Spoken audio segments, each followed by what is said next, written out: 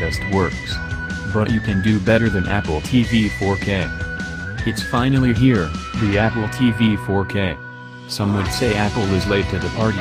Roku, Amazon Fire TV and Chromecast have all supported 4K for at least a year, while others would suggest Apple took its time to make a more perfect device since 4K HDR content hasn't been widely available until now. We feel the truth is somewhere in the middle.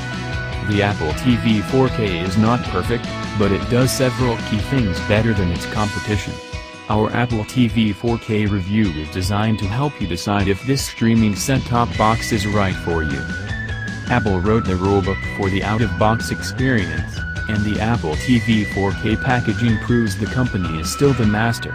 From the heavy-gauge cardboard, to the tidy cable management, to the premium look and feel of the box and remote, everything about the Apple 4K TV screams premium, including the price, $180.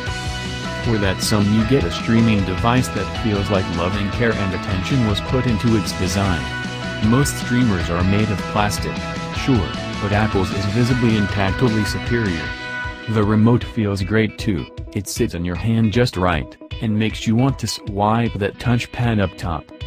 Aside from the Apple TV 4K and its remote, you'll also get a lightning cable to charge said remote and a quick start guide comprising all of 3 sentences.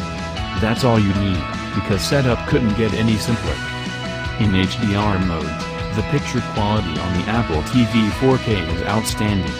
4K content in Dolby Vision and HDR10 looks beautiful, especially from movies on iTunes. Most non-HDR content also looks very good.